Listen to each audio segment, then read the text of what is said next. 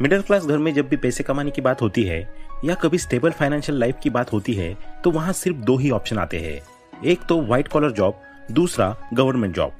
Business तो जैसे कोई ऑप्शन ही नहीं होता उनके लिए। और ऐसा हो भी क्यों ना, मिडिल क्लास लोगों के लिए बिजनेस तो मानो जैसे सोने की चिड़िया हो जो सिर्फ अमीरों के नसीब होती है। हालांकि आज के जमाने में कुछ हद तक आज का यूथ किसी काम को छोटा या बड़ा नहीं मानता, जैसे कि अभिनव ने माना। अभिनव एक 12th का स्टूडेंट था जो कि 1 साल से नोएडा में IIT की कोचिंग ले रहा था और रोज लंच टाइम या छुट्टी के समय कोचिंग की बिल्डिंग के नीचे राजू की कचौरी नाम की दुकान से उसकी फेमस कचौरी खाया करता था, जो कि सिर्फ 25 रुपए प्लेट थी। फिर एक दिन हर रोज की तरह वो और उसके सारे दोस्त शाम को जब कोचिंग की छुट्टी के बाद राजू की दुकान पर कचौरी खा रहे थे और खाते खाते यही बात कर रहे थे कि राजू भैया कितना ही कमा लेते होंगे और हम जब जॉब करेंगे तब कितना कमाएंगे। तभी अभिनव के बड़े भैया सूरज, जो वही पास में ही काफी अच्छी MNC में सॉफ्टवेयर डेवलपर थे, वो अभिनव को लेने आ जाते हैं। तो यही सवाल अपने भैया से पूछता है कि भैया हम आपकी जैसी जॉब से कितना कमा लेंगे। तो सूरज कहता है 80,000 महीने के। तभी राजू भी उनकी कचौरी का ऑर्डर लेके आ जाता है। चूंकि अभिनव बहुत इच्छुक था तो वो ये सवाल राजू से भी करता है कि आप महीने में कितना कमा लेते हो। तो राजू जवाब में कहता है 1.25 लाख से 1.5 लाख तक। ये सुन के सूरज, अभिनव और उसके सारे दोस्तों को यकीन नहीं होता कि राजू अपनी एक छोटी सी दुकान से इतना कमा लेता है। तो सूरज से रहा नहीं जाता और राजू से पूछता है तुम इतना कैसे कमा लेते हो। राजू फिर समझाता है कि यह सिर्फ एक कचौरी की दुकान है जिसमें सिर्फ कचौरी मिलती है और उसके आसपास के सभी कंपनी और इंस्टीट्यूट के लोग लगभग 200 से 250 लोग रोज उसके यहाँ आते हैं। तो 25 रुपए की एक प्लेट और रॉ मटेरियल की कॉस्ट हटाकर महीने के 30 दिन और हर दिन 8 घंटे काम करने से उसके हाथ 1.25 लाख से 1.5 लाख महीने का आ ही जाता है। और खुद की दुकान होने से वो खुद की मर्जी से काम करता है, न कि किसी बॉस की सुनकर काम करना पड़ता है। अब राजू की ये बात सुनकर अभिनव और सूरज को भी थोड़ा लगने लगा कि खुद का बिजनेस करने में फायदा ज्यादा है और घर जाकर अभिनव के दिमाग में कुछ बिजनेस के आइडियाज आने लगे। पर वो एक जगह आकर अटक गया कि फाइनेंशियल प्लानिंग कैसी होगी और किस तरह का बिजनेस खोलना सही रहेगा। उसने ये सवाल सूरज से भी पूछा, लेकिन उसके पास भी इसका जवाब नहीं था। तो अभिनव और सूरज की तरह आप लोग भी अगर ऐसे 4 सिंपल बिजनेस के बारे में जानना चाहते हैं तो वीडियो में एंड तक बने रहिए, क्योंकि आज मैं इस वीडियो में कुछ ऐसे यूनिक और easy to start business ideas बताने वाला हूं जो आप बहुत कम पैसों में शुरू करके अपने लिए महीने का 50,000 से 1 लाख तक आराम से कमा सकते हो। तो चलिए शुरू करते हैं। इसी लिस्ट में सबसे पहला स्मॉल बिजनेस आइडिया है ड्रॉप शिपिंग। दोस्तों सोचिए, आप अपने छोटे से नोएडा के अपार्टमेंट में बैठे हैं, हाथ में चाय का कप है और मोबाइल पर इंस्टाग्राम स्क्रॉल कर रहे हैं। बाहर गगनचुंबी इमारतें और चारों तरफ स्टार्टअप्स का माहौल देखकर मन में एक ख्याल आता है, क्यों ना मैं भी कुछ शुरू करूं। तभी आपकी नजर एक ट्रेंडी स्मार्ट वॉच के एडवर्टाइजमेंट पर पड़ती है, लेकिन इस बार खरीदने की बजाय दिमाग में बिजनेस का आइडिया आता है और यही से आपकी ड्रॉप शिपिंग की कहानी शुरू होती है। ड्रॉप शिपिंग यानी बिजनेस करने का सबसे स्मार्ट तरीका, जिसमें न तो आपको स्टॉक रखना पड़ता है और न ही पैकिंग या डिलीवरी की झंझट। बस एक लैपटॉप, इंटरनेट और बिजनेस करने का एक जज्बा चाहिए। आप मीशो, अलीबाबा या इंडिया मार्ट जैसे प्लेटफॉर्म्स पर सप्लायर्स की तलाश करते हैं, कुछ सैंपल्स मंगवाकर प्रोडक्ट की क्वालिटी चेक करते हैं। जब आपको सही प्रोडक्ट मिल जाता है तब आप उसे अपने ऑनलाइन स्टोर पर लिस्ट कर देते हैं। अब सवाल आता है, आखिर अपना स्टोर कैसे बनाएं? शॉपिफाई और वूकॉमर्स जैसे प्लेटफॉर्म्स की मदद से आप चुटकियों में अपनी वेबसाइट बना सकते हैं। एक प्रोफेशनल और सिंपल थीम चुनें जो कस्टमर को पसंद आए। रेजर पे या पेयू जैसे पेमेंट गेटवे लगाएं ताकि ट्रांजैक्शन आसान हो और बस आपका स्टोर लाइव हो गया। लेकिन सिर्फ स्टोर बनाना काफी नहीं है, लोग आपके प्रोडक्ट्स तक कैसे पहुंचेंगे? यहाँ सोशल मीडिया आपकी सबसे बड़ी ताकत बनती है। आप इंस्टाग्राम पर एक ब्रांड पेज बनाते हैं, वहाँ अट्रैक्टिव रील्स और ट्रेंडी प्रोडक्ट फोटोज पोस्ट करते हैं, कुछ पेड एड चलाते हैं और माइक्रो इन्फ्लुएंसर्स के साथ कोलैबोरेट करते हैं। कुछ ही दिनों में लोग आपकी वेबसाइट विजिट करने लगते हैं और फिर आता है वो खास पल, क्लिक। बधाई हो, आपकी पहली सेल हो चुकी है।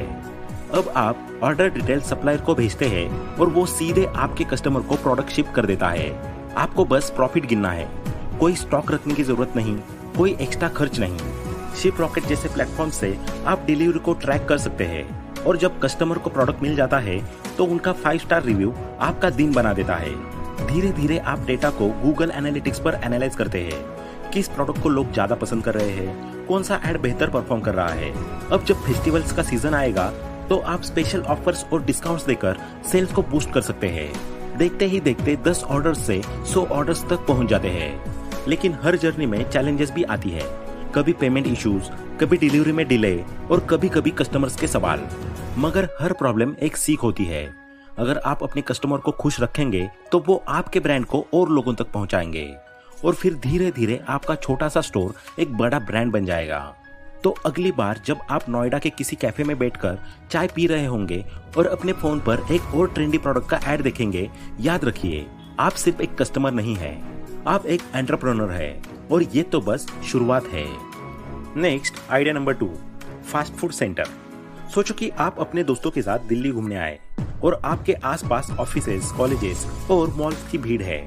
तभी आपकी नजर एक छोटे से फूड ट्रक पर पड़ती है जहां लोग गर्म गर्म मोमोज और चटपटी चाट का मजा ले रहे हैं। तभी आपके मन में एक ख्याल आता है, क्यों ना मैं भी अपना फास्ट फूड सेंटर शुरू करूं।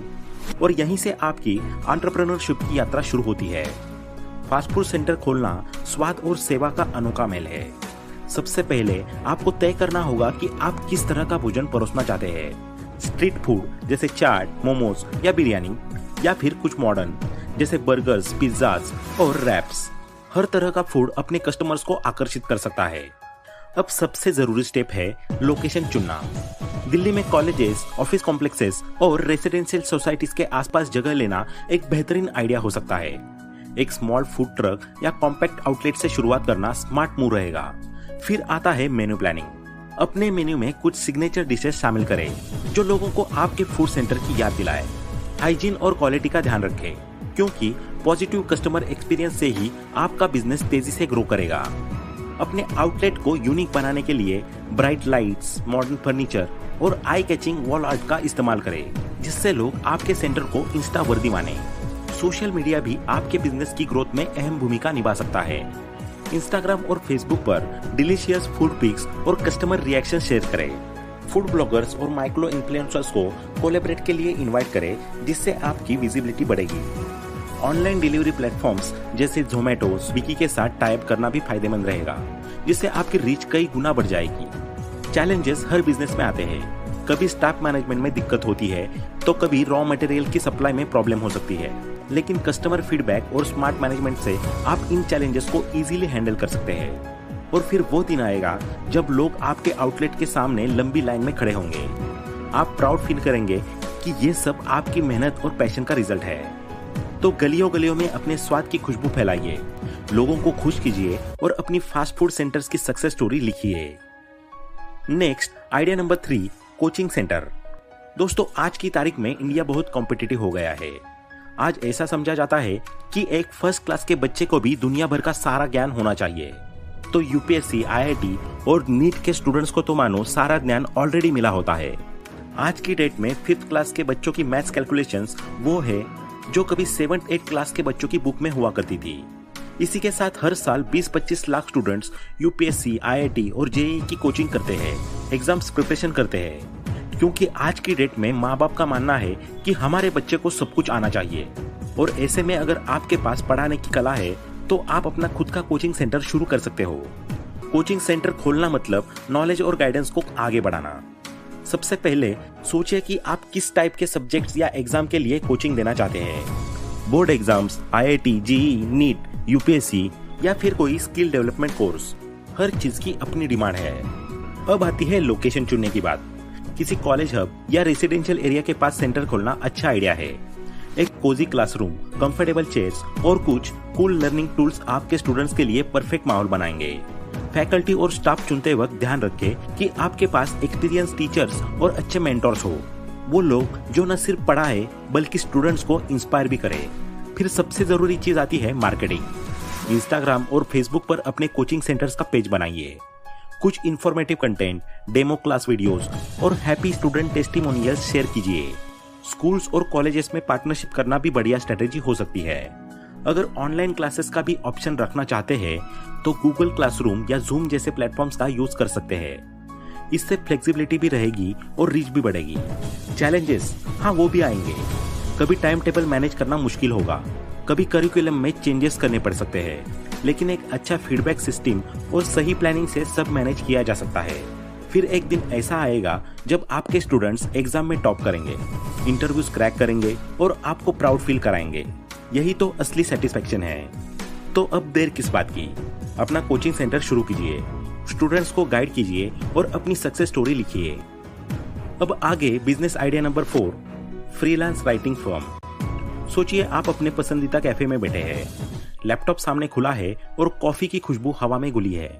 अचानक आपको याद आता है कि कितने लोग आजकल कंटेंट राइटिंग की फील्ड में काम कर रहे हैं, blogs, websites, social media post और स्क्रिप्ट लिख रहे हैं। और तभी आपके मन में एक ख्याल आता है, क्यों ना मैं भी एक फ्रीलांसिंग राइटिंग फर्म शुरू करूं। और बस यहीं से आपकी एंटरप्रेन्योरियल जर्नी शुरू होती है। राइटिंग फर्म खोलना यानी क्रिएटिविटी और स्ट्रेटेजी का बेहतरीन मेल। सबसे पहले सोचिए कि आप किस तरह की राइटिंग सर्विसेज ऑफर करना चाहते हैं। Copy writing, blog writing, technical writing, script writing या एसईओ कंटेंट। अपने स्किल्स और मार्केट डिमांड को समझते हुए नीश चुनना जरूरी है। नीश सिलेक्ट करने के बाद आपको कॉम्पिटिटर्स का एनालिसिस करना चाहिए। ये जानना जरूरी है कि मार्केट में कौन कौन से प्लेयर्स एक्टिव है और किस तरह से क्लाइंट्स को अट्रैक्ट कर रहे हैं। अब बारी आती है टीम बनाने की।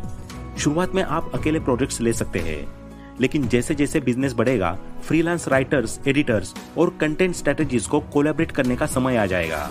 एक स्ट्रॉन्ग टीम आपकी फर्म को और प्रोफेशनल बना देगी।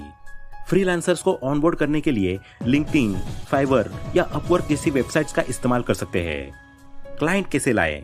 इसका सोल्यूशन है strong online presence. LinkedIn, Instagram और ट्विटर जैसे प्लेटफॉर्म पर अपनी पोर्टफोलियो वेबसाइट और राइटिंग सैंपल्स को प्रमोट कीजिए। फ्रीलांस मार्केटप्लेस जैसे अपवर्क और फाइवर भी क्लाइंट ढूंढने में मदद कर सकते हैं। इसके अलावा कोल्ड ईमेलिंग और नेटवर्किंग इवेंट्स भी काफी काम आ सकते हैं। प्राइसिंग भी एक बड़ा फैक्टर है। फ्रीलांस राइटिंग में आप पर वर्ड, पर आवर या पर प्रोजेक्ट बेसिस पर चार्ज कर सकते हैं। स्टार्टिंग में कॉम्पिटिटिव प्राइसिंग रखना सही रहेगा, लेकिन जैसे जैसे आपका पोर्टफोलियो स्ट्रांग होगा, आप प्रीमियम क्लाइंट्स के साथ काम कर सकते हैं। कंटेंट राइटिंग फर्म में एक और की फैक्टर है टाइम मैनेजमेंट। ट्रेलो या नोशन जैसे टूल्स की मदद से आप प्रोजेक्ट ट्रैक कर सकते हैं और डेडलाइन पर डिलीवर कर सकते हैं। इफेक्टिव टाइम मैनेजमेंट आपके क्लाइंट्स को सेटिस्फाइड रखेगा और आपकी फर्म की रेपुटेशन बढ़ाएगा। चैलेंजेस तो आएंगे ही। कभी क्लाइंट एक्सपेक्टेशंस मैनेज करना मुश्किल होगा, कभी रिविजन्स की भरमार होगी, लेकिन पेशेंस और क्लियर कम्युनिकेशन से आप इन सिचुएशंस को हैंडल कर सकते हैं। रेगुलर फीडबैक लेना और क्लाइंट्स के साथ ट्रांसपेरेंट कम्युनिकेशन रखना आपकी फर्म की सक्सेस की की है। और फिर वो दिन आएगा जब आपके क्लाइंट्स आपको लॉन्ग टर्म कॉन्ट्रैक्ट्स ऑफर करेंगे, आपके लिखे हुए कंटेंट से ब्रांड ग्रो करेंगे और आपकी फर्म मार्केट में एक ट्रस्टेड नेम बन जाएगी। तो क्या आप तैयार हैं अपनी फ्रीलांस राइटिंग फर्म की सक्सेस स्टोरी लिखने के लिए? लैपटॉप उठाइए, कीबोर्ड पर उंगलियां चलाइए और अपने वर्ड्स से दुनिया को इंस्पायर करिए। तो दोस्तों, जैसे राजू ने अपनी एक छोटी सी दुकान से इतने लोगों को अपना खाना खिला के एक अच्छे बिजनेस में तब्दील किया, ठीक वैसे ही आप भी एक अच्छा सा आइडिया सिलेक्ट करके अपने लिए महीने का 50,000 से 1 लाख कमाने वाला स्मॉल बिजनेस आराम से बना सकते हो। तो आपको इन चारों में से कौन सा बिजनेस आइडिया सबसे ज्यादा पसंद आया, कमेंट में जरूर बताइए।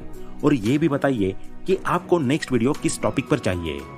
वीडियो पसंद आया हो तो लाइक करें, अपने दोस्तों के साथ शेयर करें और ऐसे ही वैल्यूएबल वीडियोस को देखने के लिए चैनल को सब्सक्राइब करना ना भूलें। Thanks for watching.